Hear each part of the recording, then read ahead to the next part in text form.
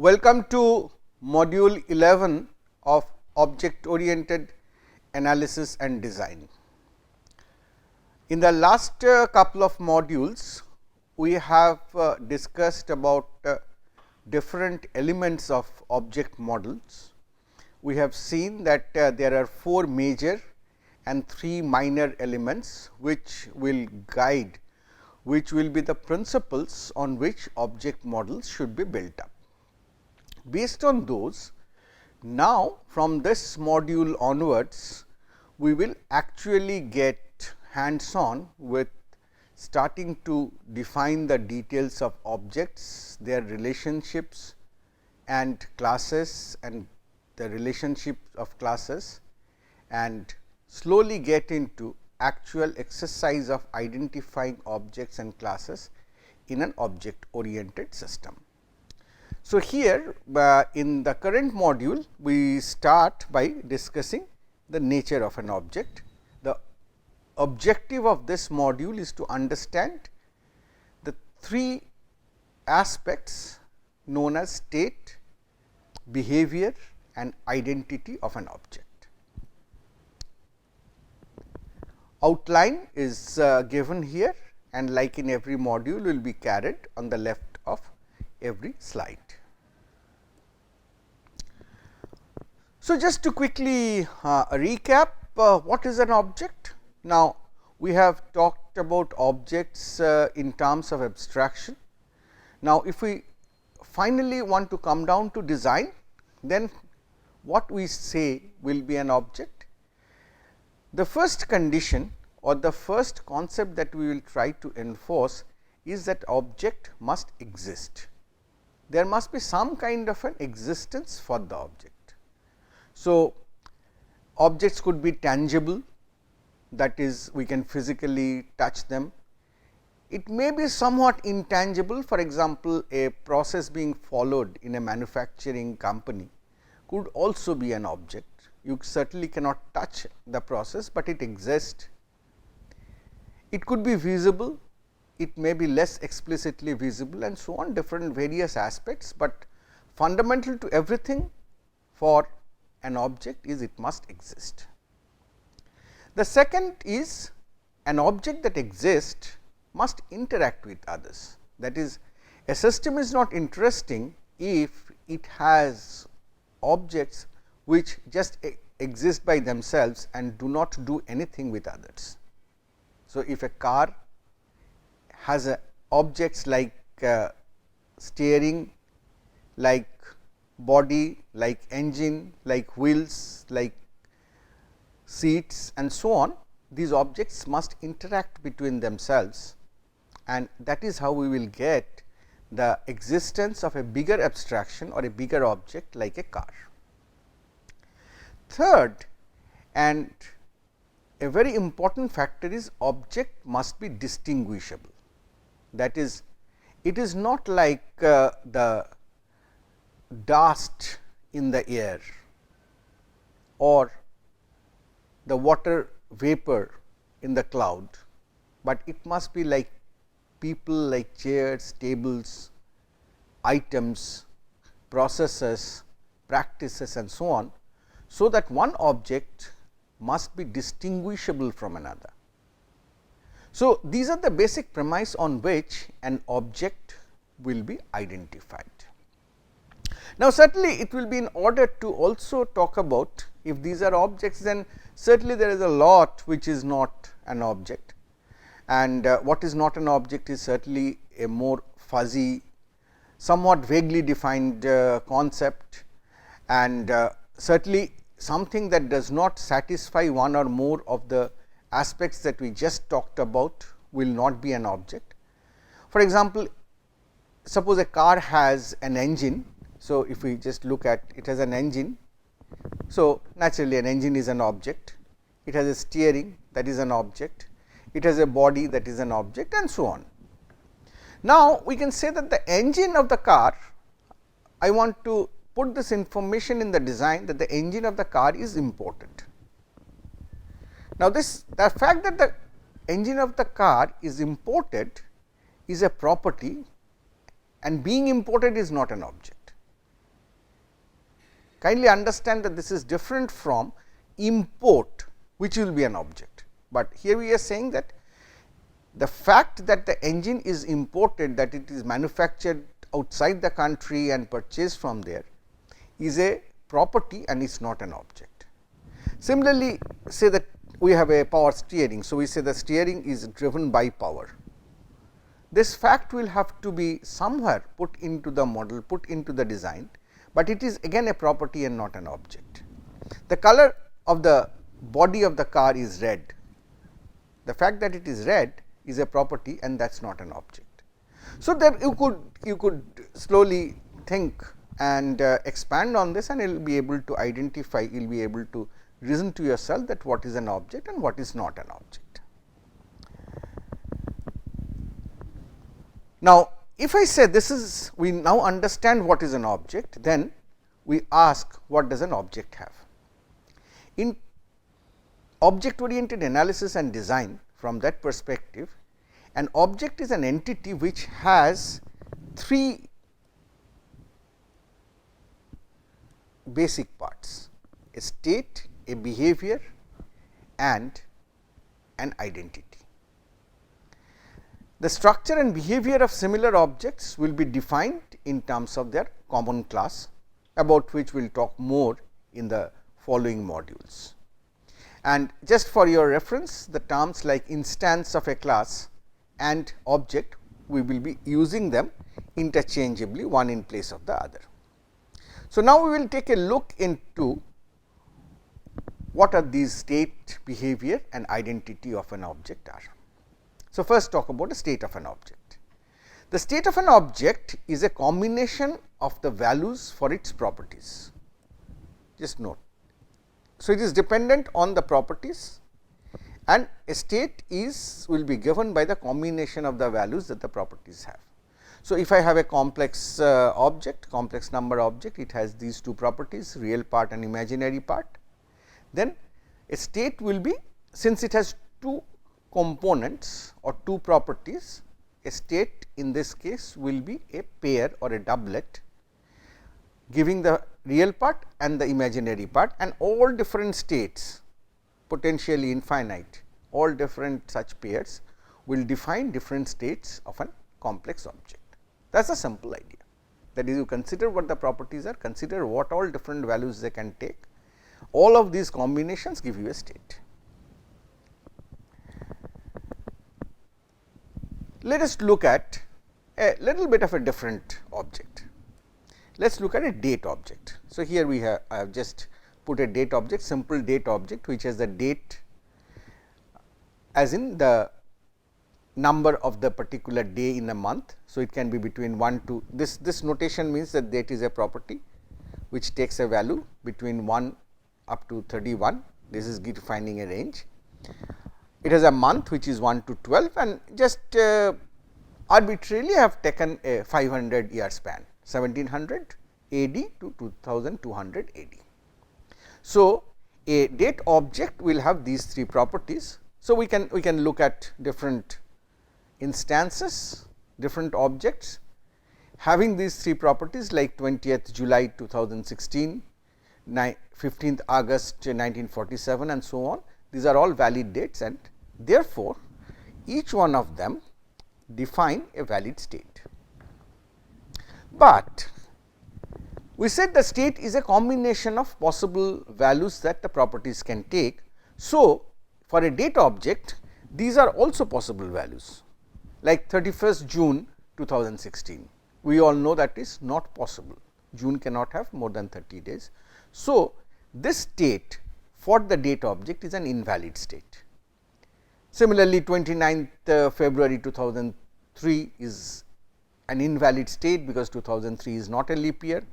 Very interestingly, in the calendar that we follow, if you try to find the date 12th September 1752, it will actually be an invalid date, because it so happened that the calendar moved and 11 days from 3rd to 13th September in 1752 were simply wiped off out of the calendar. So, the reasons could be all different.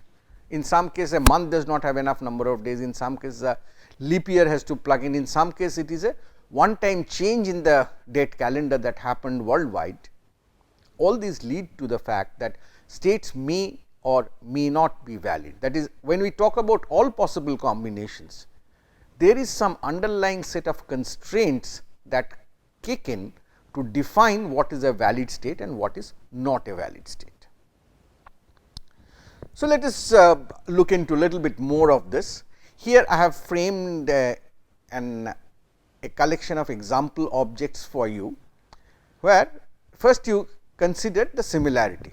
The similarity is all of these objects have two attributes, two properties, all four of them, and both of these have the same type. So, if I just consider the possible combinations of values that the properties can take, all of these objects is expected to have the same set of states. But now, let us think of it semantically with the meaning. My first object is the first quadrant in the Cartesian. So, naturally all possible coordinate values are acceptable, they are valid. So, all states are valid. Now, think of a fraction. A fraction naturally is represented in an irreducible form, which means that the denominator and the numerator must not have any common divisor. The GCD of these two should be 1.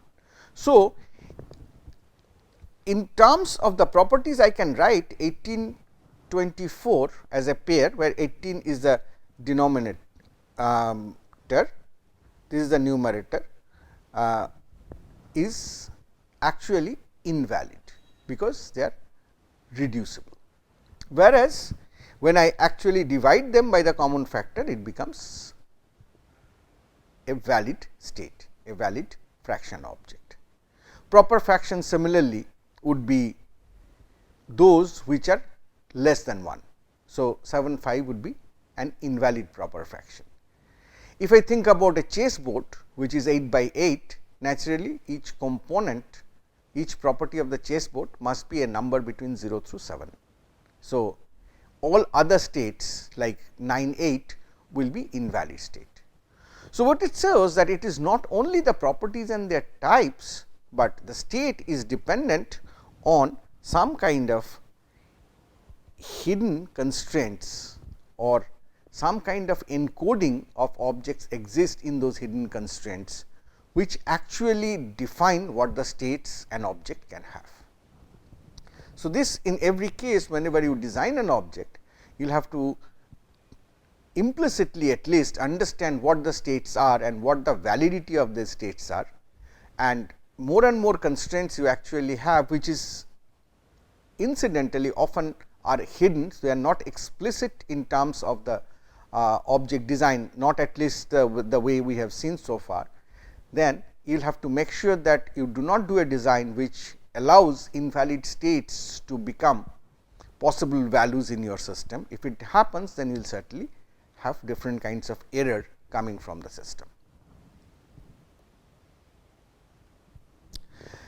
Let us take a little bit of a extended example to understand some more depths into the state.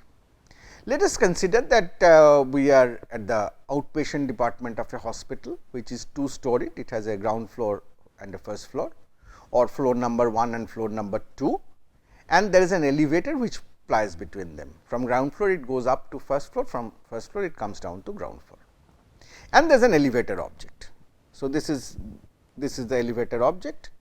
So, it talks about different properties like the make of the elevator, the model, the maximum number of persons it can carry, the maximum load it can carry.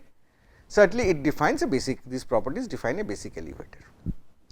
But the question is, do these properties actually define an elevator? When we say it is an elevator, we expect not only information about which company made that or how many persons it can carry and so on, but we certainly want the basic elevation and derivation functionality to be available, that is, it must move up and down. Okay. So, just to explore further, let us see what will be the impact on the state if we add these operations, add this functionality to the elevator. So, just look at what I have done, this remains same, this is exactly what is there, but I have added a number of operations here, added a number of behavior to this, which say that I have a method up, which if pressed will make the elevator go up from floor 1 to floor 2, similarly a method down to go down, a floor method could be there to check which floor the elevator currently is in. It can check whether the elevator is moving or it is stand still. I could stop the elevator, open the door, close the door and so on. So, these are all, there could be several other operations, but I am just focusing on some of the typical operations without which an elevator does not become an elevator. Now, look into the state information. This is your state information, which says make, model, maximum persons and load. And this is the functionality that we actually want in the object. So, we can easily see that the state is inadequately represented to carry the behavior. For example, if I have to go up, I need to be on the ground floor or floor number 1, otherwise certainly I cannot go up. So, to go up I need to know which floor I am in. To go up, certainly I would not like to go up in an elevator where door is open. So, I would need that the door has been closed before the elevator goes up or it goes down and so on.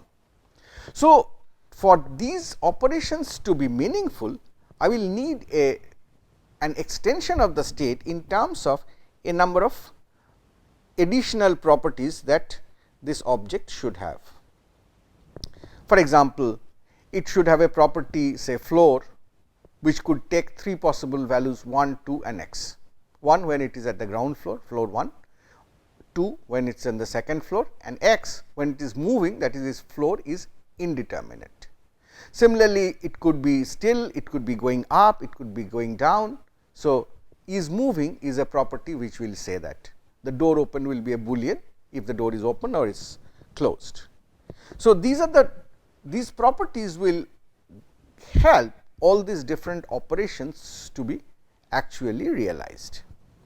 So, with this naturally the state of the elevator now gets extended. So, now if you look at these are the states or properties that we had, and these are the properties that we have added. Naturally, with this addition the possible states of the elevator becomes a lot more. But you can see something, the reason I am coloring them blue and red is you can see something about the elevator object. See the blue properties, once an elevator has been installed in the hospital, then certainly its make, model or the ability to carry the number of persons or the maximum load it can carry, these properties are not going to change. This will remain same as long as that elevator is in operation. Whereas, these properties, the red properties that we have just added, the floor is moving, door open, these properties will regularly continue to change, their values will continue to change as the elevator every time gets into operation. So, we can say that in terms of defining the state, there is a set of static properties which does not change or very rarely change for an instance, whereas there are dynamic values for certain properties which changes regularly. So, naturally when I talk about the state of an object, it is whenever such situation exists, it is more interesting to talk about this dynamic part of the state instead of talking about all possible values that can take part and define a huge state space of possibilities for the object. So, this is we will talk about these kind of diagrams later on when we talk about UML, but this is just a simple representation to show the different states an elevator could be in. For example, initially I could be here, that I am in. So, this representation is like this. Within every circle which denotes a state of the elevator object, I write 3 items. The first one designates the floor, the second designates the moving status of the elevator, and the third designates what is the status of the door. So, if I am initially here, then it is 1 still open, which means it is in the ground floor, floor 1, it is still, it is not moving and the door is open. So, at this stage what you can do, certainly at this, in this state you cannot go down, because it is already in the ground floor, but you can go up. If you go up, so this is the action that you can do on this state, and then the state changes to something like this, where the state becomes indeterminate, I am sorry, the floor becomes indeterminate because it is moving, your direction becomes up because you are going from the floor 1 to floor 2 and your door must have been closed. So, when this transition of state is happening, then this values of these properties must change in the appropriate way as shown.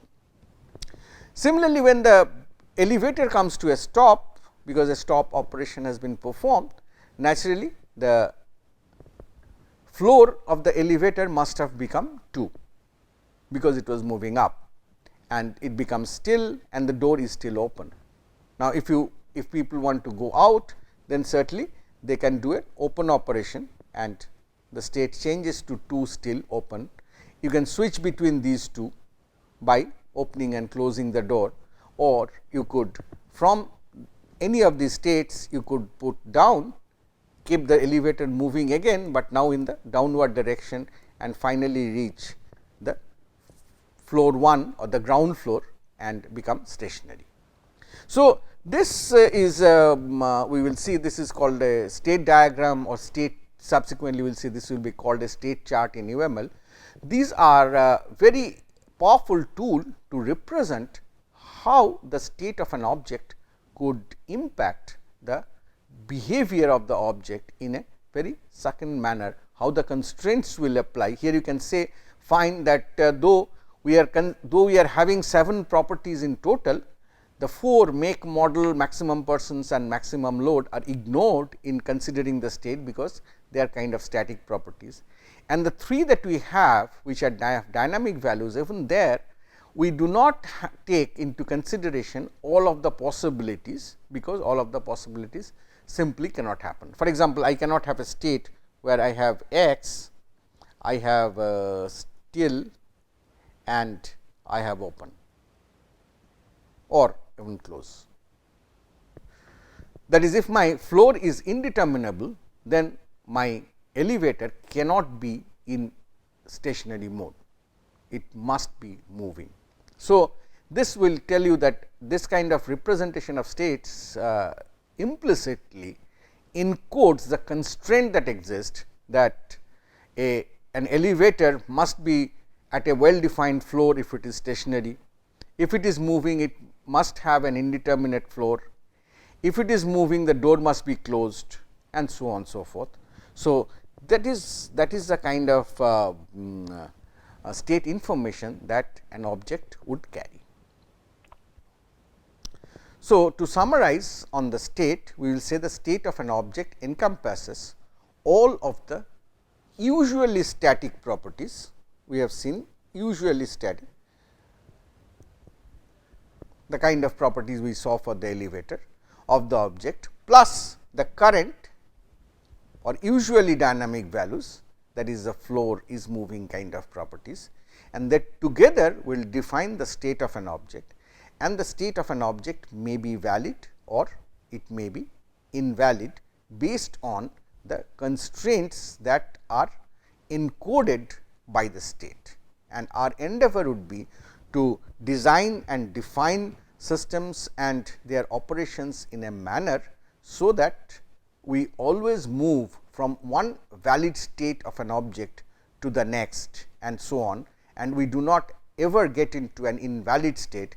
Getting into an invalid state is generating an exception in the system, because if an object is in an invalid state, that is, if an elevator is moving with its door open, then certainly the system would not know what could be the valid operations for that, what could be a consistent way of moving forward with that system. Now, Along with this, we should also note that the state actually satisfies the first condition that we talked about the object, that an object must exist, that is all objects within a system encapsulate some state, and all the state within the system is encapsulated by objects. This statement is very simple, couple of words, but this is a very deep statement, and please read it over and over again. Try to go through examples to see that all that is being said, that if a system comprises a number of objects, then every object will encapsulate some state in the system. And on the other hand, the total state of the system, if I think about the whole system as an object, the total state of the system will be encapsulated by one or more objects in different parts, and that is the basic notion of states in the system. So, now therefore, every object that I have in the system must have a state.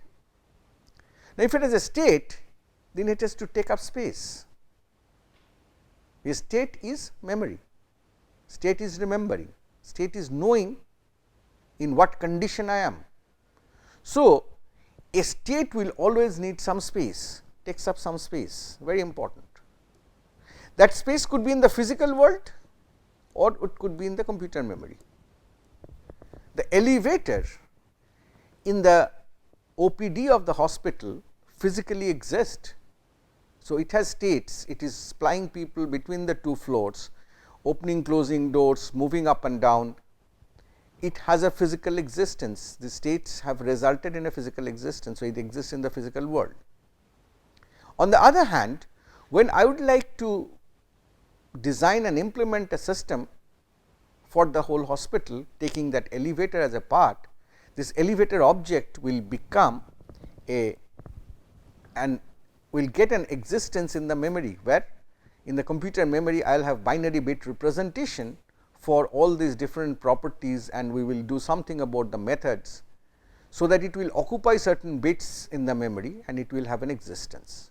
So, critical to take back from this is states imply that objects finally have to have space, finally have to have a physical existence, however abstraction we actually talk about in terms of their characterization, in terms of their design.